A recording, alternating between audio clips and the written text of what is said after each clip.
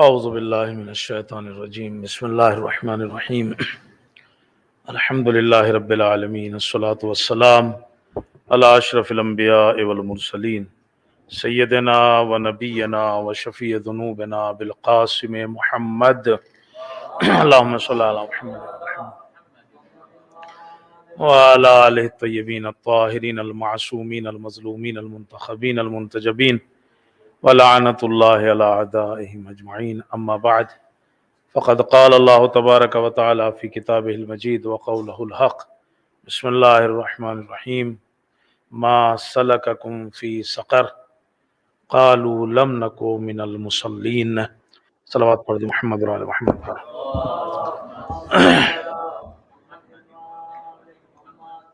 شب جمعہ بھی ہے اور مرحومہ کے ایصال ثواب و برسی کی یہ مجلس ہے، اس لحاظ سے ان آیات کی تلاوت جو ہے وہ کی ہے۔ یہ سورہ مدثر کی آیتیں ہیں اور آیت نمبر 43 سے لے کے 4-5 آیتیں ہیں، 44 45 46 3-4 آیتیں ہیں، وہ ایک ایک لفظ کی آیتیں ہیں، دو لفظ فی جنات یتساءلون، جنت میں لوگ جو ہیں وہ پوچھیں گے، سوال کریں گے۔ فی جنات یسألون عن المجرمین، وہ گنہگاروں سے سوال کریں گے جو جنت میں ہیں۔ بعض لوگوں نے لکھا کہ دوزخ والیوں سے، جو دوزخ کے اندر ہیں، ان سے سوال کریں گے جنت والے۔ اس کا مطلب یہ ہوتا ہے کہ وہ ایک دوسرے کو دیکھیں گے، جنتی جہنمیوں کو دیکھیں گے تو، اور وہ ان سے سوال کریں گے ما سلککم فی سقر، کیا ہوا بھائی جہنم میں کیوں آئے ہو، جہنم میں آنے کی وجہ کیا ہے، سوال جواب ہوں گے وہاں۔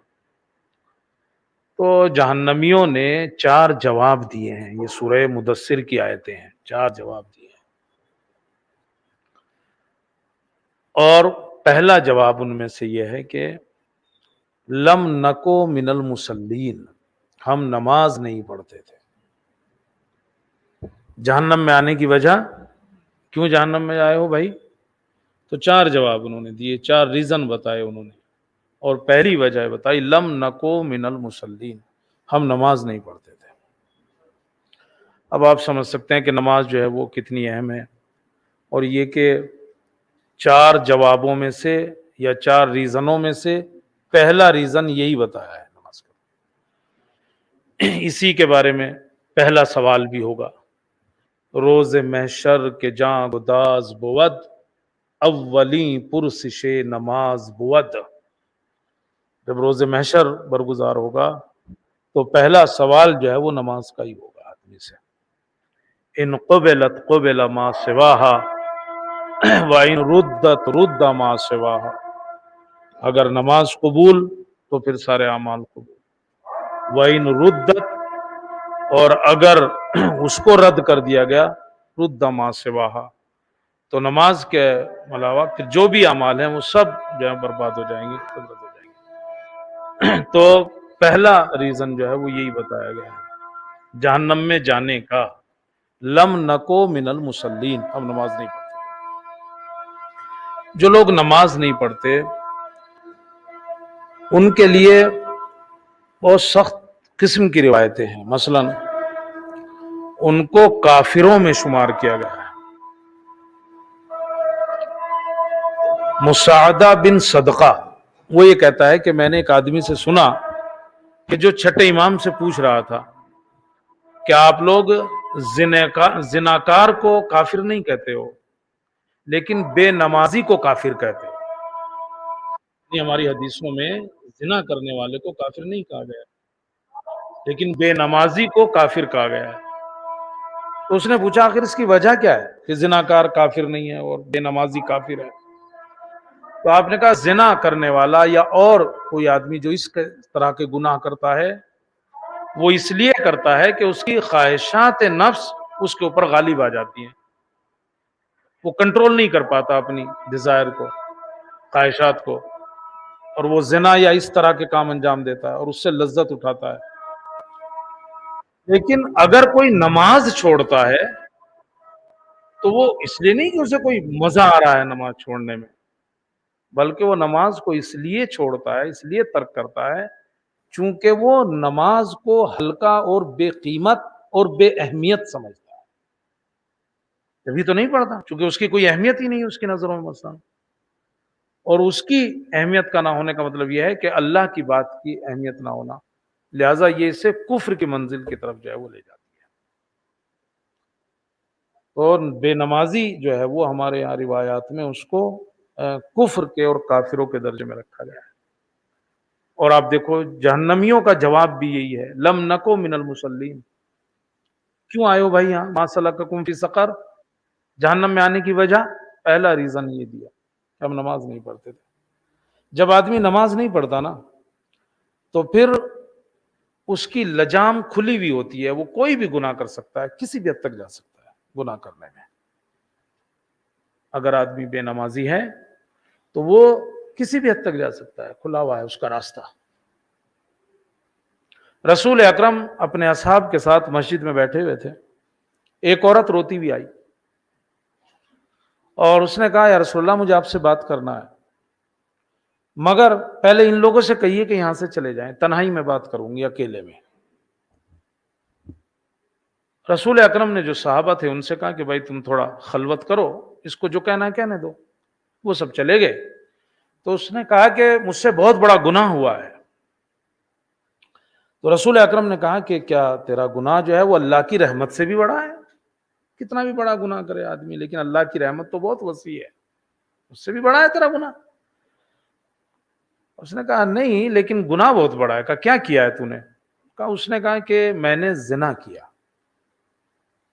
اور دیکھیں بات یہی نہیں رکتی، بے نمازی کہاں تک چلا جاتا ہے. کہا میں نے زنا کیا، اس سے میں حاملہ ہوئی تو بچہ پیدا ہوا، میں نے اس بچے کو سرکے میں ڈال دیا. سرکہ تو گلا دیتا ہے نا، اس کے اندر ڈال دیا اس کو، اور سرکہ بھی نجس ہو گیا، ونیگر کا سرکے میں ڈال دیا وہ نجس ہو گیا. اور کہا پھر میں نے اس سرکے کو بیچ دیا. یعنی کیا کتنے گناہ ہوئے، زنا کرنا، بچے کی ولادت، پھر اس بچے کو خود گویا اس میں ڈال کے مار دینا، پھر اسی سرکے کو جو نجس ہو گیا تھا لوگوں کو بیچ بھی دینا. تو کہتے ہیں کہ رسول اکرم نے سر جھکا لیا اور آپ نے کہا میں بتاؤں تمہیں یہ گناہ تم سے کیوں ہوا ہے؟ میں بتاؤں کیوں ہوا ہے تم سے یہ گناہ؟ آپ فرماتے ہیں کہ اس لیے ہوا ہے کہ تم نے نماز عصر کو چھوڑ دیا ہے. اگرچہ یہاں مفسرین اور جو تشریح کرتے ہیں وہ یہ کہ یعنی کہ تو نے اصل میں کیا ہے، نماز کو چھوڑ دیا ہے. تو آدمی اگر نماز نہیں پڑھتا نا تو وہ راستہ پھر جہنمی کی طرف جاتا ہے. اس کی لجام جو ہے وہ کھلی ہوئی ہوتی ہے، وہ کوئی بھی گناہ کر سکتا ہے، کسی بھی حد تک جا سکتا ہے. بے نمازی کسی بھی حد تک، اسی کا لم نکو من المصلین، ہم نماز نہیں پڑھتے تھے. ما سلککم فی سقر، وجہ کیا ہے یعنی کی کسب ہم جو ہے وہ نماز نہیں پڑھتے تھے. تو بے نمازی جو ہے وہ اس طرح سے ہوتا ہے. بے نمازی اگر خود کے لیے تو نحوست رکھتا ہی ہے وہ، لیکن اگر گھر میں بے نمازی ہو تو اس سے برکتیں اٹھ جاتی ہیں. گھر میں اگر بے نمازی ہو، اب میں تو اس سے آگے کی چیز آپ کو سنانے جا رہا ہوں. رسول اکرم کے پاس ایک آدمی آیا اور اس نے کہا کہ یا رسول اللہ میں فقر میں مبتلا ہوں، میرے حالات بڑے خراب ہو گئے ہیں، تنگ دستی چل رہی ہے. تو رسول اکرم نے پوچھا تم نماز نہیں پڑھتے ہو کیا؟ اس نے کہا نہیں میں تو تینوں ٹائم کی نماز آپ ہی کے پیچھے پڑھتا ہوں. یعنی اس کا مطلب مسجد میں آتا تھا، رسول کے پیچھے نماز پڑھتا تھا. آپ نے پوچھا روزہ نہیں رکھتے ہو کیا؟ اس نے کہا نہیں 3 مہینے کے روزے رکھتا ہوں. آپ نے کہا امر بالمعروف اور نہی المنکر نہیں کرتے ہو کیا؟ کہا وہ بھی کرتا ہوں. ہم نے کہا کون سا گناہ کرتے ہو، کیا کرتے ہو؟ کہا میں تو کوئی گناہ نہیں کرتا. کہتے ہیں کہ رسول اکرم نے سر جھکا لیا، چونکہ بھی نماز بھی پڑھتا ہے، روزہ بھی رکھتا ہے، امر بالمعروف بھی کرتا ہے، نہی المنکر بھی کرتا ہے، کوئی گناہ بھی نہیں کرتا ہے، پھر کیوں ایسے حالات ہیں؟ آپ نے سر جھکا لیتے میں جبرائیل امین نازل ہوئے اور کہا یا رسول اللہ، اللہ سلام کہتا ہے، اور وہ کہتا ہے کہ اس کے جو فقر میں مبتلا ہونے کی وجہ ہے وہ یہ کہ اس کے پڑوس میں جو باغ ہے، اس باغ میں ایک درخت ہے، اس درخت کے اوپر چڑیا نے اپنا گھونسلہ بنایا ہوا ہے، اور اس گھونسلے میں ایک بے نمازی کی جو مر گیا تھا اس کی ہڈی پڑی ہوئی ہے۔ جب تک اس گھونسلے سے وہ ہڈی نہیں نکلے گی، جب تک اس کے گھر سے برکت نہیں جائے گی، چونکہ اس کی شاخ اس کے گھر میں آتی ہے۔ اس سے کہیے کہ یہ جائے اس ہڈی کو وہاں سے نکالے، اور اللہ جو ہے وہ اس کے مال میں جو ہے وہ برکت عطا کرے گا۔ اور کہتے ہیں کہ اس نے ایسا ہی کیا، اور پھر جو ہے وہ گھر میں برکت لوٹ کے آئی۔ اب آپ سمجھ رہے ہوں گے کہ بھئی یہ حدیث تو بڑی سخت ہو گئی۔ تو اگر باغ میں ٹہنی کے اوپر اور صاحب جو ہے اس کے گھونسلے میں بے نمازی کی ہڈی ہو، وہ بھی مرے ہوئے کی، اور جب برکت اٹھ جاتی ہے، تو اگر گھر میں بے نمازی ہو تو اس کا کیا ہوگا؟ اچھا، عورتیں اپنی ساری بات منوا لیتی ہیں شوہر سے، یہ نہیں منوا پاتی۔ اگر عورتیں نماز پڑھتی ہیں اور شوہر نہیں پڑھتے ہیں تو وہ ساری بات منوا لیں گی ان سے اپنی، جو انہیں خریدوانا ہوگا خریدوا لیں گی، جیسا لباس چاہیے گا لباس لے لیں گی، جیسا زیور ان کو چاہیے گا ویسا زیور خریدوا لیں گی ان سے۔ رات کے 12 بجے بھی کہیں گی کہ ایک چکر لگوا کے لاؤ تو وہ چلے گا، گاڑی میں بٹھا کے اس کو کروا لے گا۔ مگر یہ سمجھ میں نہیں آتا کہ اگر گھر میں بے نمازی ہے، شوہر میں سے یا کوئی اور، اس سے نماز کیوں نہیں پڑھوا دے؟ اگر وہ خود پڑھتی ہوں، پہلا تو مسئلہ یہ ہے ان کا بھی ہے، وہ یہ نہ سوچیں کہ صاحب ان کو کوئی ہو گیا ہے، لیکن اگر وہ پڑھتی ہیں، لیکن میں نے یہ بات اس لیے کہی کہ زیادہ تر پڑھتی ہیں عورتیں، اور گھروں میں زیادہ تر پڑھتی ہیں، لیکن اگر وہ پڑھتی ہیں تو یہ بات کیوں نہیں منواتی؟ تو اگر ایک بے نمازی کی ہڈی جو ہے وہ گھونسلے میں ہو اور اس سے برکت اٹھ جائے، اگر اس کی شاخ جو ہے وہ گھر میں آ رہی ہو، تو پھر اگر گھر میں بے نمازی ہے تو پھر بے برکتی کا رونا نہیں رونا چاہیے۔ پہلا ریزن سورہ مدثر ہے، میں تو قرآن پڑھ رہا ہوں، سورہ مدثر ہے، ما سلککم فی سقر، کیوں آئے ہو جہنم میں؟ پہلی چیز، لم نکو من المصلین، ہم نماز نہیں پڑھتے تھے۔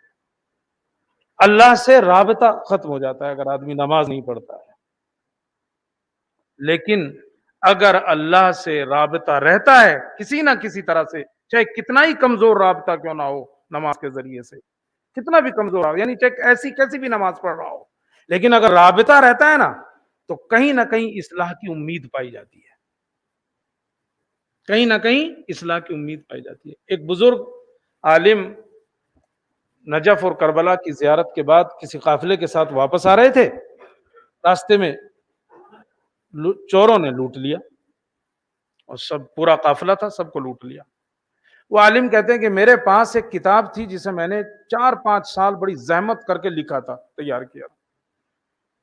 تو کہا مجھے مال سے زیادہ تو اس کا افسوس ہوتا تھا کہ یار یہ کتاب بھی گئی۔ تو کہا میں نے چوروں میں سے ایک کو بلایا اور کہا کہ بھائی وہ تمہارے کسی کام کی نہیں ہے، میری کتاب دے دو اور سب کچھ تم رکھ لو۔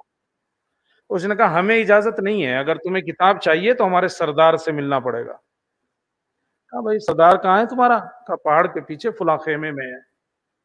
کہا چلو بھائی، وہاں گئے، خیمے کے اندر گئے، دیکھا وہ نماز پڑھ رہا ہے چور، چوروں کا جو سردار تھا نا وہ نماز پڑھ رہا ہے۔ انہوں نے کہا یار چور بھی نہیں، چوروں کا سردار، اور نماز بھی پڑھ رہا ہے، تعجب کیا؟ تو اس نے کہا کہ بھائی تعجب کیوں کر رہے ہو؟ کوئی بھی عقل مند آدمی اگر کسی پل کے اوپر سے گزر رہا ہوتا ہے تو پیچھے کے پل کو توڑتا ہوا نہیں جاتا، اس لیے کہ ہو سکتا ہے واپس آنا پڑ جائے۔ تو اگر پیچھے کا پل ہی سارا توڑ دیا، برج سارا توڑ دیا، تو واپس کیسے آئے گا؟ عقل مند آدمی کبھی پورا راستہ خراب نہیں کرتا، کیونکہ اگر واپسی کی امید ہو تو کیسے آئے گا؟ یا کہا جو میں جو نماز پڑھ رہا ہوں نا، یہ اللہ سے ایک ہلکا سا رابطہ ہے کہ اگر کہیں واپس آنا پڑ جائے تو کوئی ایسا ہے نا کہ اس سے بالکل ہی رابطہ ختم ہو جائے۔ تو رابطہ ہلکا سا بھی ہو چاہے، مگر اللہ سے ہونا چاہیے، اور نماز بہترین ذریعہ ہے۔ یہ عالم کہتے ہیں کہ کچھ دنوں کے بعد میں پھر زیارت پہ گیا، تو حرم امام حسین میں ایک آدمی دیکھا بڑا خضوع و خشوع کے ساتھ نماز پڑھ رہا ہے. اب مجھے بھی جانی پہچانی صورت لگی. کہا جیسے ہی اس نے مجھے دیکھا, کہا پہچانا؟ کہاں پہچان لیا.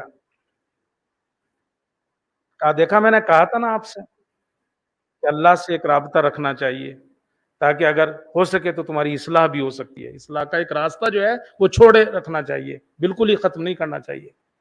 اور آج اس رابطے کی وجہ سے مجھے توبہ کی توفیق ملی ہے.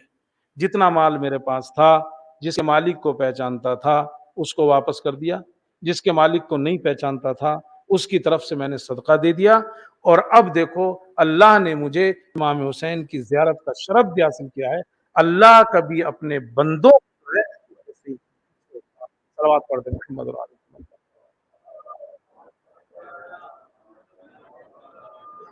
ما سلککم فی سقر, کیوں آئے ہو جہنم میں؟ جہنم میں بھیجے جانے کی وجہ کیا ہے؟ پہلی چیز, لم نکو من المصلین, ہم نماز نہیں پڑھتے. دوسری وجہ, دوسرا ریزن کیا ہے کیوں آئے ہو جہنم میں؟ لم نکو نطعم المسکین, ہم مسکین کو کھانا نہیں کھلاتے تھے. یعنی مطلب یعنی ضرورت مندوں کی ضرورت کو پورا نہیں کرتے تھے. دوسرا ریزن وہ یہ دیتے ہیں جہنم میں آنے کا کہ جو اگر مشکل حل کر سکتا ہے کوئی اور پھر بھی مشکل نہ, یہاں صرف پیسے کی بات نہیں ہے. جب ضرورت کی بات آتی ہے تو سوچتا ہے پیسے کی بات, کوئی پیسے کی بات نہیں ہے. ہو سکتا ہے آپ کی کوئی سفارش کام آئے, ہو سکتا ہے آپ کا کوئی مشورہ کام آئے, ہو سکتا ہے آپ کا کوئی راستہ دکھانا کام آئے, یہ بھی سب اسی میں ہے. لم نکو نطعم المسکین, ہم ضرورت مندوں کی ضرورت کو جو ہے وہ پورا نہیں کرتے تھے. ضرورت مندوں کی ضرورت کو پورا کرنا روایات ہیں, متواتر روایات ہیں کہ اس کا ثواب جو ہے وہ بہت سی عبادتوں سے بہتر ہے, بہت سی عبادتوں سے افضل ہے. ابان ابن تغلب کہتا ہے کہ میں چھٹے امام کے ساتھ خانہ کعبہ کا طواف کر رہا تھا کہ میرا ایک ساتھی آیا اور اس نے مجھے اشارہ کیا, سنو تم سے کام ہے. کہ میں نے انسنی کر دی, چونکہ ایک تو طواف کر رہا ہوں, اوپر سے امام کے ساتھ ہوں طواف میں, تو کیوں میں نے انسنی کر دی. میں جب گھوم کے پھر آیا ادھر کو, اس نے پھر اشارہ کیا سنو, کہ میں نے پھر انسنی کی مگر امام نے دیکھ لیا. میں نے کہا کیا ہے, تمہیں سے کام ہے اسے؟ کہا مجھ سے کام ہے. کہا تو پھر جاتے کیوں نہیں ہو, سنتے کیوں نہیں ہو؟ ہے کون یہ؟ کہا میرا دوست ہے. کہا ہمارا شیعہ بھی ہے؟ کہا ہاں. تو پھر جاؤ. کہا سرکار میں طواف کر رہا ہوں. کہا کوئی بات نہیں, طواف چھوڑ دو. کہا میں نے پلٹ کے پوچھا چاہے واجب طواف ہی کیوں نہ ہو؟ آپ نے کہا چاہے واجب طواف ہی کیوں نہ ہو, تمہیں چاہیے کہ تم چھوڑ کے اس کی مشکل کو جو ہے وہ حل کرو. لم نطعم المسکین.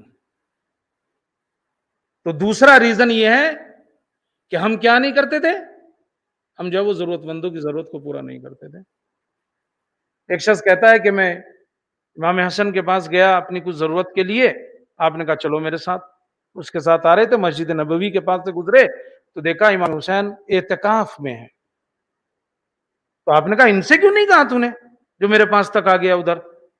کہا نہیں وہ اعتکاف میں ہے نا, میں نے سوچا کہ مسجد سے نہیں نکل سکتے, حالت اعتکاف میں ہے.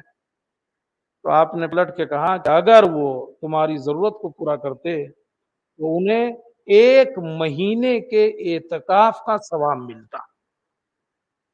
یعنی اگر وہ باہر آ کے تمہاری مدد کرتے تو 1 مہینے کا جو اعتکاف کا ثواب ہے نا وہ انہیں ملتا. لہذا آپ سوچ سکتے ہیں یہ جو انہوں نے ایسا کہا ہے نا کہ ہم جہنم میں کیوں آئے, لم نکو نطعم المسکین, ہم ان کو کھانا نہیں کھلاتے تھے, ہم ان کی ضرورتوں کو جو ہے وہ پورا نہیں. جب روز محشر ہوگا تو کہتے ہیں محشر سجا ہوا ہوگا اور کچھ لوگوں کو لایا جائے گا جو زنجیروں میں جکڑے ہوئے ہوں گے, چہرہ سیاہ ہوگا, آنکھیں اندر کو دھسی ہوئی ہوں گی, اور جب وہ آئیں گے تو خدا مخاطب کر کے کہے گا جانتے ہو یہ کون لوگ ہیں؟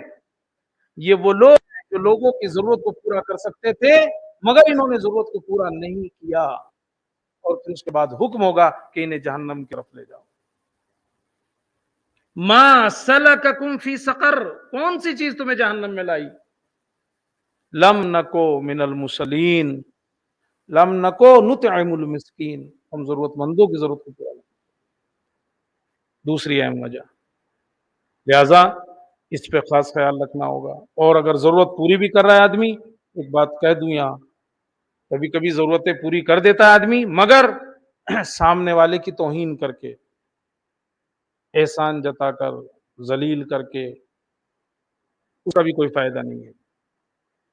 اگر کر رہا ہے ضرورتیں اور مشکلات کو حل کر رہا ہے تو ایسے کرے کہ سامنے والے کی عزت نفس بھی جو ہے وہ محفوظ رہے، ایسا نہ ہو کہ اس کو ایسے کچھ ہو جائے۔ ایک محلے کی دکان میں ایک آدمی آیا اور اس نے آ کے پوچھا سیب کتنے کے ہیں؟ ایک سلوات تو پڑھ ہی لو، ایسا بھی کیا ہو گیا؟ اب شب جمعہ جب ہوتی ہے تو ہمارا تو موڈ ہی خراب ہو، میں نہیں اس ٹائپ کا ہی ہو جاتا ہے، کیا کریں۔ اس نے آ کے پوچھا سیب کتنے کے ہیں؟ کہا 15 تومان مثلا۔ کیلے کتنے کے ہیں؟ کہا مثلا 10 تومان کے، 10 ریال یا تومان جو بھی چلتا ہو۔ اتنے میں اسی محلے کی ایک عورت آئی اور اس نے آ کے پوچھا سیب کتنے کے ہیں؟ تو اسے بتائے تھے 15، اس سے کہا کہ 10 یا 5۔ کیلے کتنے کے ہیں؟ اسے بتائے تھے 10، تو اسے کہا 5۔ اب وہ تو ابھی ابھی سوال کر کے ہٹا تھا، اس نے گھور کے دیکھا دکاندار کو کہ بھائی یہ کون سی چیٹنگ، ابھی ابھی میں اتنا کیسے؟ کہتے ہیں کہ اس نے فوراً دیکھ کے اس کو اشارہ کیا کہ ابھی چپ رہے، اور اس کے بعد اس نے اسے وہ جو عورت نے مانگا تھا وہ تول کے دیا، اس نے لیا اور شکر خدا ادا کیا کہ آج میرے بچے بھی جو ہے وہ پھل کھائیں گے، اور بہت شکر ادا کیا اللہ کا، اور اپنا کہہ کے چلی گئی۔ اور اب اس مرد نے پوچھا کیا ماجرا ہے بھائی؟ کہا نہیں میں نے تمہارے ساتھ کوئی دھوکہ نہیں کیا ہے، اصل بات یہ ہے یہ عورت اسی محلے کی ہے، بیوہ ہے، اس کے یتیم بچے ہیں، میں بہت مدد کرنا چاہتا ہوں مگر یہ نہیں مانتی، ناراض ہوتی ہے، یہ ہفتے میں ایک بار آتی ہے پھل وغیرہ لینے کے لیے، تو میں اس کو قیمت کم کر کے بتاتا ہوں تاکہ یہ لے لے، اور کہا ہفتے میں ایک بار آتی ہے لیکن جب جس دن یہ یہاں سے لے کے جاتی ہے اس دن میرے کاروبار میں اتنی برکت ہوتی ہے کہ مجھے خود نہیں پتا چلتا کہ وہ پیسہ آیا کہاں سے، اور کہا تم نے دیکھا اس نے کس طرح سے شکریہ جو ہے وہ ادا کیا ہے؟ کہتے ہیں کہ سن کر وہ جو آدمی کھڑا تھا اس نے اس کی پیشانی چوم لی، لیکن آپ نے دیکھا اس نے کتنے عزت نفس کے ساتھ اس کی مدد بھی کر دی اور احساس بھی جو ہے وہ نہیں ہونے دیا۔ ما سلککم فی سقر، کون سی چیز تمہیں جہنم میں لے کے آئی؟ مجھے بہت لمبی بات نہیں کرنا، اور ایسی باتیں بہت لمبی ہو بھی نہیں سکتی۔ ما سلککم فی سقر، کون سی چیز تمہیں جہنم میں لائی؟ پڑھ لیجیے گا، سورہ مدثر ہے، آیت نمبر شاید 43 سے لے کے 47 یا 46۔ تو 4 جواب دیے ہیں۔ پہلی چیز لم نکو من المصلین، ہم نماز نہیں پڑھتے تھے۔ دوسری چیز لم نکو نطعم المسکین، ہم ضرورت مندوں کی ضرورت کو پورا نہیں کرتے تھے۔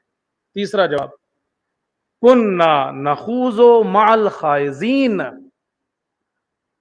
ہم برے لوگوں کے ساتھ اٹھ بیٹھ کرتے تھے، اہل باطل کے ساتھ، ان لوگوں کے ساتھ جو گمراہ تھے، جو شریر لوگ تھے۔ کننا نخوض مع الخائضین، ایسے لوگوں کے ساتھ اٹھ بیٹھتے تھے جو اہل باطل تھے۔ آپ تو جانتے ہیں کہ جیسی اٹھ بیٹھ ہوتی ہے ویسے اثرات آنا شروع ہو جاتے ہیں۔ کسی نے کہا ہے نا، روایتیں بھی ہیں یہ کہ آپ جو ہے وہ برے لوگوں کے ساتھ بیٹھنا ایسے ہی ہے جیسے لوہار کے پاس جا کے بیٹھ جائیے، اس کی بھٹی کے پاس، تو اس میں سے جو چنگاریاں نکلتی ہیں اس سے تمہارے اگر کپڑے نہ بھی جلیں تو جب باہر نکلو گے نا تو دھوئیں کی بو آئے گی تمہارے کپڑوں میں، تو وہ جو دھواں اس سے اٹھا ہے نا، کپڑے نہ بھی جلے ہوں مگر دھوئیں کی بو آئے گی۔ لہذا اٹھنا، یہ جو تیسرا ریزن دیتے ہیں، یہ جہنمی کہہ رہے ہیں ہم کیوں آئے ہیں یہاں، ما سلککم فی سقر، کیوں آئے ہو جہنم میں؟ تو تیسرا ریزن وہ یہ دیتے ہیں کننا نخوض مع الخائضین، ہم اہل باطل کے ساتھ اٹھ بیٹھتے تھے، اور اہل باطل میں خیال کیجئے ایسے لوگوں کے ساتھ اٹھنا بیٹھنا نہ ہو جن کا عقیدہ خراب ہو، جن کے عقیدے خراب ہو نا، خاص طور سے ایسے لوگوں کے ساتھ اٹھنا بیٹھنا، ورنہ یہ آپ جہنم کی طرف لے کے جائے گا۔ قرآن مجید میں بھی ہے. یہ جب آیت پڑھتے ہیں آپ لیتنی لم اتخذ فلانا خلیلا، اے کاش میں نے فلاں کو دوست نہ بنایا ہوتا. جب اس کی تفسیر پڑھتے ہیں نا تو اس کے تفسیر میں ایک واقعہ ملتا ہے. وہ واقعہ ہے کہ مکے میں دو مشرک تھے، عقبہ اور ابی، دونوں بڑے دوست تھے. عقبہ اور ابی بڑے دوست تھے دونوں. عقبہ کی عادت یہ تھی کہ جب وہ سفر سے واپس آتا تھا تو پارٹی دیتا تھا، دعوت کرتا تھا لوگوں کی جب بھی سفر سے آتا تھا. ایک بار جب وہ سفر سے آیا تو اس نے سرداران قبیلہ جو تھے ان کی دعوت کی اور رسول اکرم کو بھی دعوت دی. اب مشرک ہے وہ. رسول اکرم اس کے دسترخوان پہ پہنچ گئے، دسترخوان لگ گیا. جب دسترخوان لگ گیا تو رسول اکرم نے کہا میں تو نہیں کھاؤں گا. کہا کیوں؟ کہا میں تو تب تک نہیں کھاؤں گا جب تک تو اللہ کی وحدانیت کا اقرار نہ کرے اور یہ گواہی نہ دے کہ میں اس کا جو ہے وہ نبی ہوں. کہا یار اب یہ کیا ہو گیا، ابھی دسترخوان لگا ہوا ہے. بہرحال اس نے کہا اچھا ٹھیک ہے. اس نے کلمہ پڑھ لیا، سمجھیے شہادتین پڑھ لی. رسول اکرم نے کھانا کھا لیا. اس کا جو دوست تھا ابئی وہ نہیں تھا اس وقت، وہ کہیں سفر پہ تھا. وہ جب واپس آیا تو مکے میں آیا تو لوگوں نے بتایا کہ بھائی تمہارا دوست تو گیا اور اس نے تو ایسے ایسے کر لیا. وہ اس کے پاس پہنچا غصے میں، کہا تو نے مجھے دھوکہ دیا، تو منحرف ہو گیا. دیکھیے وہ اپنے عقیدے سے ہٹ گیا. اس نے کہا نہیں یار ایسا نہیں ہے، وہ آئے تھے دسترخوان پہ، بچہ نہیں لگا. وہ کہہ رہے میں تو تبھی کھاؤں گا جب تو ایسا کرے گا. تو مجھے اچھا نہیں لگا کہ کوئی میرے دسترخوان سے بھوکا جائے واپس جائے. میں نے تو اس لیے کہا اگر بالکل ایسی بات ہے تو جہاں ان کی توہین کر تب سمجھو. اب یہ دیکھیے برا دوست کا نتیجہ. تو قرآن نے اس کو بیان کیا ہے. اور اب اسے مان لی بات اور اب آیا اور رسول کے چہرے کے اوپر تھوکا. وہ کہتے ہیں کہ میں جو روایت پڑھ رہا تھا اس میں لکھا تھا کہ وہ جو تھوکا تو وہ دو لڑیوں میں یوں کر کے آپ کے چہرے کے اوپر آیا، بہنے لگا. اب یہ جب قیامت میں ہوگا تب کہے گا لیتنی لم اتخذ فلانا خلیلا، کاش میں نے اسے دوست نہ بنایا ہوتا. اس کے ذیل میں یہ واقعہ لکھا ہے. اب دیکھیں مشرک ہو گیا، پلٹ گیا، مرتد ہو گیا. اور آپ دیکھیں کہ پھر جنگ بدر میں یہ مارا گیا اور جنگ احد میں اس کا جو دوسرا دوست تھا ابئی وہ جو ہے وہ مارا گیا. تو تیسری وجہ کیا ہے؟ کننا نخوض مع الخائضین، برے لوگوں کے ساتھ اٹھ بیٹھتے ہیں. اور برے لوگوں میں بھی وہ لوگ جن کے عقیدے خراب ہیں،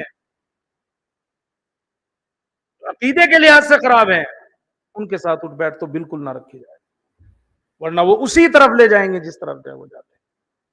ابو ہاشم جعفری، ساتویں امام کا واقعہ شاید. ابو ہاشم جعفری امام کے پاس آیا تو آپ نے کہا کہ تم کیوں بیٹھتے ہو عبد الرحمن بن یعقوب کے پاس، اس کے پاس آنا جانا رکھتے ہو؟ اس نے کہا ہاں. کیوں جاتے ہو؟ کہا میرا ماموں ہے وہ، میں جاتا ہوں اس کے پاس. کہا تمہیں پتہ نہیں ہے خدا کے بارے میں اس کا عقیدہ صحیح نہیں ہے؟ اس نے کہا ہوگا اس کا عقیدہ مگر مجھے اس سے کیا مطلب، میرا تو نہیں ہے نا، تو میرا ماموں ہے تو جاتا ہوں. آپ نے کہا کہ بس یا تو وہاں جاؤ یا یہاں رہو، یعنی اگر وہاں جاؤ تو یہاں ہمارے پاس مت آؤ، اور ہمارے پاس رہنا چاہتے تو وہاں مت جاؤ. آپ نے کہا تجھے ڈر نہیں لگتا کہ اگر اس پہ عذاب نازل ہو تو تیرے پر بھی آ سکتا ہے عذاب اگر تم وہاں اٹھ بیٹھ رکھتا ہے؟ اور پھر آپ نے حدیث سنائی اور آپ نے کہا کہ جناب موسیٰ کا ایک ساتھی تھا، جناب موسیٰ کے لشکر میں تھا، لیکن اس کا باپ جو ہے وہ فرعون کے لشکر میں تھا. اور کہا جب فرعون اور جناب موسیٰ وہ لشکر لے کے نکلے تھے تو کہا اس نے سوچا کہ میں جلدی سے جاؤں اور اپنے باپ کو نصیحت کروں کہ یہ چھوڑ دے اس کا راستہ.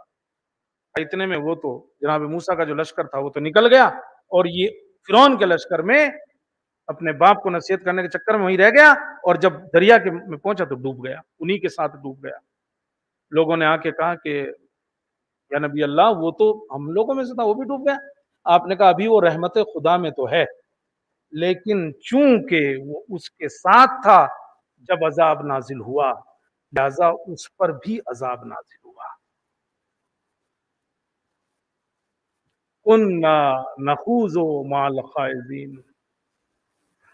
تیسری وجہ مَا سَلَكَكُمْ فِي سَقَرَ، کیوں آئے ہو جہنم میں؟ کیا وجہ رہی، کیا ریزن رہا یہاں آنے کا؟ کنا نخوض مع الخائضین، اور خاص طور سے وہ اہل باطل کہ جو عقیدے کے لحاظ سے بیکار ہے، خراب ہے. خصوصاً تو بات کہہ رہا ہوں میں عقیدے، لیکن ویسے بھی بد اخلاق بھی ہے، خود بھی اس کے ساتھ نہیں رہنا ہے، تمیز ہے، خشین ہے، ایسے لوگ کے ساتھ نہیں رہنا، مان گندی ہے، ایسے لوگ کے ساتھ نہیں رہنا ہے. چھٹے امام کا ساتھی تھا ایک، اس کا نام نہیں جانتے تھے لوگ، اتنا امام کے ساتھ رہتا تھا، جب اس کی بات آتی تھی تو لوگ کہتے تھے اچھا وہی جو امام کے ساتھ رہتا ہے. اب آپ دیکھیں، یعنی کہ اتنا ساتھ رہتا تھا کہ نام نہیں جانتا تھا کوئی، مگر ہوتا کہ اچھا وہی اسی کی بات کرو جو امام کے ساتھ ہوتا ہے. ایک دن وہ امام کے ساتھ جا رہا تھا، پیچھے اس کا غلام تھا، غلام بھی اس کے ساتھ تھا. اس نے مڑ کے دیکھا تو غلام نہیں دکھائی دیا، آگے بڑھ گیا. کچھ دیر کے بعد پھر مڑ کے دیکھا، غلام نہیں دکھائی دیا. تیسری مرتبہ دیکھا، غلام نہیں دکھائی دیا. چوتھی مرتبہ دیکھا تو غلام دکھائی دیا. تو اس نے کہا حرام زادے کہاں تھا مثلا زبان. اب میں یہ لفظ اس لیے کر لیا تاکہ اگلی بات سمجھ میں آ جائے. ماں کی گالی دی مثلا، کہاں تھا؟ جیسے امام نے سنا یوں کر کے اپنا پیشہ ہاتھ جو ہے اپنے پیشانی میں، میں تو تجھے متقی سمجھتا تھا، تو کیا نکلا؟ یہ تو نے کیا کہا؟ اس نے کہا سرکار آپ جانتے ہو وہ سندھی ہے، یعنی کوئی مسلمان نہیں، اس کی ماں بھی مسلمان نہیں تھی، کافرہ تھی. اس لیے میں نے کیا ماں کا اس لیے اس کو کہہ دیا کہ حرامزادہ مسئلہ. تو امام نے کہا اگر کافرہ تھی تو کیا ہوا؟ ارے اس نے اگر جو نکاح کیا ہے تو اس کے مذہب کے لحاظ سے کیا ہے، تو پھر بھی اس کے بچوں کو حرامزادہ نہیں کہہ سکتے اگر اس نے اپنے مذہب کے حساب سے نکاح کیا ہے. اس نے کیا ہے نا نکاح اپنے مذہب کے حساب سے کیا ہے، اسلام نہیں کہتا کہ اس کے بچوں کو حرامزادہ کہا جائے. اور امام نے اس کے بعد کہا تم مجھ سے دور ہو جا، اور کہتے ہیں کہ اس کے بعد سے پھر کبھی لوگوں نے اسے امام کے ساتھ نہیں دیکھا. تو تیسری وجہ کننا، کیوں آئے ہو جہنم میں؟ مَا سَلَكَكُمْ فِي سَقَرَ، جہنم میں کیوں آئے ہو؟ کننا نخوض مَعَ الْخَائِضِينَ، برے لوگوں کے ساتھ اٹھ بیٹھتے تھے، اہل باطل کے ساتھ اٹھ بیٹھتے تھے، ایسے لوگوں کے ساتھ اٹھ بیٹھتے تھے جو لہو لہم میں لگے ہوئے رہتے تھے، بےہودہ باتیں کرتے تھے، ایسے لوگوں کے ساتھ بیٹھتے تھے. تیسرا ریزن یہ دیا، اور چوتھا ریزن اور بات ختم. کننا نکذب بیوم الدین، ہم قیامت کو جھٹلاتے تھے. جہنم آئے یعنی کہ قیامت آئے گی، ہم جھٹلاتے تھے اس کو. کننا نکذب بیوم الدین، ہم روز حساب کو، معاد کو، قیامت کو جھٹلاتے تھے. قیامت کے اوپر جو عقیدہ ہے نا، یہ انسان کی تربیت کرتا ہے. اس کو پتا ہوتا ہے کہ یہاں اگر اچھا کروں گا تو ادھر جزا ملے گی، یہاں اگر گناہ کروں گا تو ادھر اس کی سزا ملے گی. لیکن جب معاد کے اوپر عقیدہ نہ ہو، آیا ہوں کھایا پیا ختم مر گیا بات ختم ہو گئی، تو پھر تو جو مرضی کرے گا. تو چوتھا ریزن جو قرآن بیان کر رہا ہے ان کے جہنم میں جانے کا، جو انہوں نے کہا ہے کُنَّا نُکَذِّبُ بِیَوْمِ الدِّینِ، ہم قیامت کے دن کو جھٹلاتے تھے، روز حساب کو جو ہے وہ جھٹلاتے تھے. لیکن اگر روز حساب پہ یقین ہے نا کہ نہیں وہ آئے گا، کہ کمزوری طریقے سے کیوں نہ اس کا اعتقاد ہو، تو پھر وہ انسان کو گناہ کے بعد ہی توبہ کی طرف لا سکتا ہے. بس ختم کر رہا ہوں. شیخ بہائی نے یہ روایت لکھی ہے، یہ واقعہ لکھا ہے شیخ بہائی نے. کہ ایک آدمی بڑا گنہگار تھا، پورا گاؤں پریشان تھا، شراب پیتا تھا اور دوسرے گناہ کرتا تھا. جب وہ مر گیا تو کوئی نہیں آیا دفنانے کے لیے، کوئی نہیں آتا کہ بھائی اس کو غسل کفن دے اور صاحب جو دفنائے، کوئی نہیں آتا. مجبوراً بیوی نے ایک مزدور بلایا اور جہاں نماز پڑھی جاتی تھی، نماز جنازہ، وہاں لے گئی کہ شاید وہاں لوگ مسجد سے نکلے مثلا وہاں نماز پڑھ لیں. کسی نے نماز نہیں پڑھی اس کے اوپر. نے کہا کیا کروں؟ مزدوروں کو بلا کے جنگل میں لے گئی. کہا بس ایسے ہی دفنا دیتی ہوں. بہرحال بیوی تھی، لے گئی دفنا. اسی نزدیک میں ایک پہاڑی پر ایک عابد رہتا تھا، وہ نیچے اترا. لوگوں نے دیکھا یہ کیوں اتر رہا ہے، دیکھا ہے تو وہیں جا رہا ہے اس جنازے کے پاس. وہ گیا اور اس نے اس کو غسل و کفن دینے کی تیاری شروع کی تو اور لوگ بھی آ گئے، یار یہ آیا ہے تو کوئی بات ہوگی، وہ بھی لگ گئے، غسل و کفن ہوا، دفنا دیا۔ تو انہوں نے پوچھا کہ تم نے کیوں چھوڑی اپنی عبادت گاہ، اور تمہیں نہیں پتہ ہی کتنا گنہگار ہے، تم یہاں آ گئے اس کو دفنانے کے لیے، غسل دینے کے لیے؟ اس نے کہا مجھے کچھ نہیں پتا اس کے بارے میں، ہاں میں نے عالم رویا میں خام میں یہ دیکھا کہ مجھے کہا گیا کہ جاؤ نیچے، ایک جنازہ ہے جسے کوئی غسل و کفن دینے کو تیار نہیں ہے، اکیلی اس کی بیوی ہے، لاچار ہے، تم جاؤ اسے غسل و کفن دو، دفن کرو، ہم نے اس کی توبہ کو قبول کر لیا ہے۔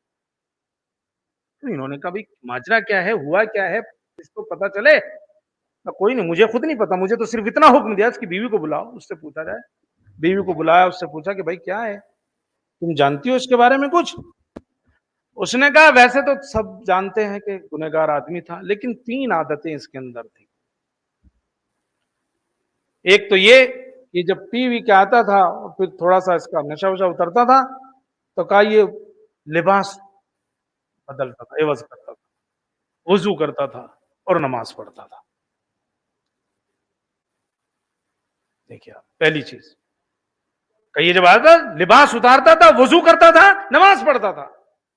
اور کہا دوسری بات اس کے اندر یہ تھی کہ کوئی ایسا نہیں جاتا تھا جب ہمارے گھر کوئی یتیم نہ ہو، اور یہ اس کا اتنا خیال رکھتا تھا جتنا اپنے بچوں کا بھی نہیں رکھتا ہے، دوسری چیز۔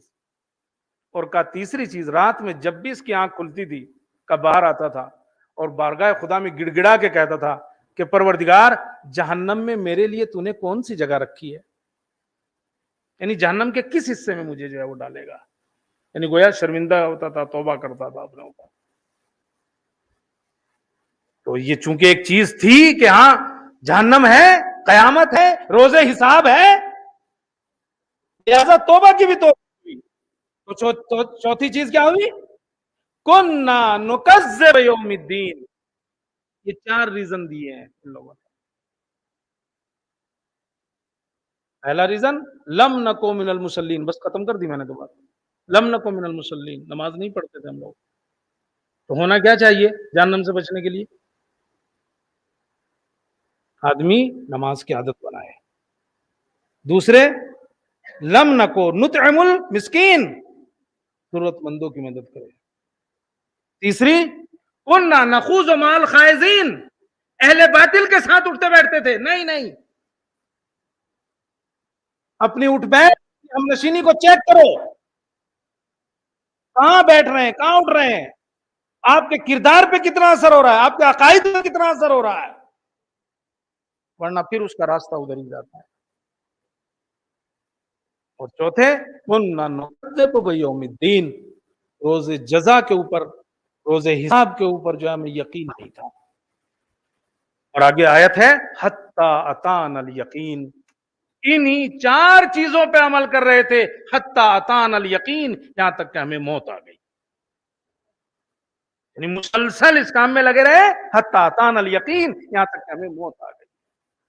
اور اب تو کچھ ہو نہیں سکتا، اگر یہ 4 چیزیں کر رہے تھے اور موت بھی آ گئی اسی دوران، تو اب کچھ نہیں ہو سکتا، تو پھر وہی ٹھکانا ہے، ما سلککم فی سقر۔ اور یہ جنتی پوچھیں گے ان سے، اصحاب یمین، اس سے پہلے کی آیتیں، اصحاب یمین پوچھیں گے ما سلککم فی سقر، کون سی چیز تمہیں جہنم میں لے آئی؟ بس چونکہ آج شب جمعہ بھی تھی اور مرحومہ کنیز زہرا پنجوانی، 1 سال ہو گیا، دیکھیے اچانک ایسے ہی گزر گیا، پتہ بھی نہیں چلا۔ ابھی جب سوچتا ہوں تو کہا یہ تو ابھی کی تو بات ہے، ایسا لگتا ہے۔ ایسے موقع پر ایصال ثواب کی مجلس میں ایک جھنجھوڑنے والی بات ہوتی ہے، اپنے کو پہلے پھر آپ سب کو، کہ آخر ان راستوں سے دور ہوا جائے کہ جو بعد کی زندگی کے لیے ہیں۔ اگر بعد کی زندگی خراب ہو رہی ہے ان راستوں پہ چل کے، تو ان سے جو ہے وہ آدمی کو بچنا چاہیے۔ بہرحال مرحومہ کا پورا 1 سال گزر رہا ہے، ہو رہا ہے، اور ہم مسلسل ایصال ثواب کے لیے کچھ نہ کچھ لوگ کرتے ہی رہتے ہیں۔ جمعے کو شب جمعہ میں یعنی کہ تھرسڈے کو مجلس کراتے ہیں، مستقل خبر پہ دیکھتا ہوں، سنڈے کو بھی دیکھتا ہوں، کبھی کبھی تھرسڈے کو بھی دیکھتا ہوں۔ اچھی بات ہے، بڑی خوشی کی بات ہے کہ اپنے مرحومین کو یعنی کہ زندگی میں صرف ان کو یاد نہیں رکھنا ہے، بلکہ اس کے بعد تو انہیں زیادہ ضرورت ہوتی ہے، اس وقت جو ہے وہ ان کو آپ کو بھی اس کا اجر ملے، اور بارگاہ خدا بندی میں دس دعاؤں کو پروردگار ان کی درجات کو جو ہے وہ بلند کرے۔ کنیز زہرا، زہرا کی کنیز میں کہوں گا ذرا آپ کو تو یقیناً یہ ساری چیزیں میں شروع سے لے کے اب تک ہم دیکھتے چلے آ رہے ہیں، غسل و کفن و دفن، مسلسل ایصال ثواب ہیں، بچوں کو بھی تسلی، شوہر کو بھی تسلی، بیٹے بیٹیوں کو بھی سب نے جو ہے وہ تسلی دی۔ لیکن جس کی آپ کنیز تھی نا، تو کنیز زہرا، جس کی آپ کو کنیز کہا جاتا نا، کنیز زہرا، اس شہزادی کو دیکھیے آپ، اس شہزادی اب تو بیماری میں گئی ہیں، لیکن شہزادی جو بیمار ہوئی ہیں وہ تبھی بیمار نہیں ہوئی تھی، شہزادی جو بیمار ہوئی نا ان کی پسلیاں ٹوٹی ہوئی تھی، شہزادی پھر کروٹ نہیں لیتی، کسی نے کہا تھا ہم سے کہ وہ کروٹ نہیں لے پاتی ہیں داہنی کروٹ، وہ اصلا کروٹ ہی نہیں لے پاتی، شہزادی کی جو ہے وہ پسلیاں، بعض روایتوں میں ملتا ہے نا کہ کرجی جو رات کو کہا ہے دفنانے کو اور غسل دینے کو، کہتے ہیں کہ اس کی ایک وجہ یہ بھی تھی کہ آپ نہیں چاہتی تھی کہ کوئی رات میں یہ دیکھے کہ شہزادی کی پسلیاں ٹوٹی ہوئی ہیں یا شہزادی کا بازو جو ہے وہ نیلا ہو گیا ہے۔ میں کہوں شہزادی آپ نے جو رات کے لیے کو وصیت کی تھی، اگر اس کا فلسفہ یہی تھا تو یہ بات تو پوری نہیں ہوئی، ہم نے تو سنا ہے کہ علی نے چیخ مار کے روئے ہیں، جب باہر آئے ہیں تو پوچھا گیا یا علی آپ کیوں روتے ہیں؟ کیا بتاؤں شہزادی کی پسلیاں ٹوٹی ہوئی تھی مگر انہوں نے بتائی نہیں ہے۔ اللہ اکبر عزیزو، شہزادی کو جب غسل و کفن دے کے تیار کیا گیا نا تو اب بچے ہیں روتے ہیں، اور پھر حسنین جیسے بچے، زینب ام کلثوم جیسی بیٹیاں، اللہ اکبر، کہتے ہیں کہ جب تیز رونا شروع کیا تو امام علی نے کہا تیز مت رو، اس لیے کہ ہم نہیں چاہتے کسی کو پتا چلے کہ شہزادی کو دفنایا جا رہا ہے، غسل و کفن کی تیاری ہو رہی ہے۔ اللہ اکبر، روایتیں کہتی ہیں حسنین علیہ السلام نے اپنی آستینوں کو اپنے منہ میں دے لیا تاکہ رونے کی آواز باہر نہ جائے۔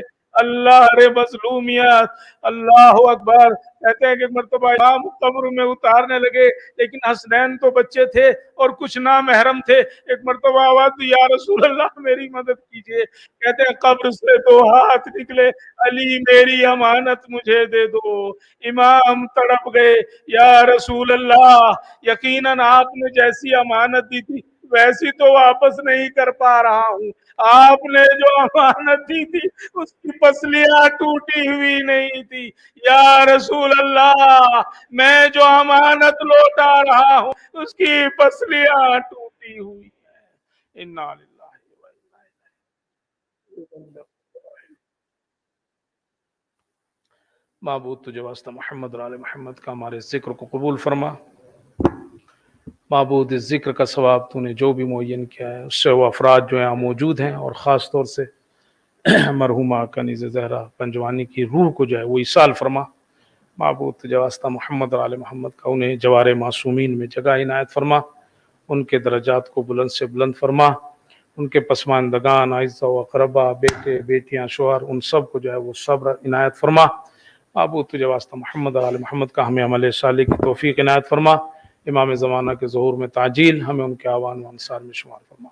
آپ حضرات سے گزارش ہے کہ الحمد اور سورہ توحید کی تلاوت فرما کر مرحومہ کی روح کو جو ہے وہ ایصال کر دیں۔ بسم اللہ الرحمن الرحیم، مالک یوم الدین،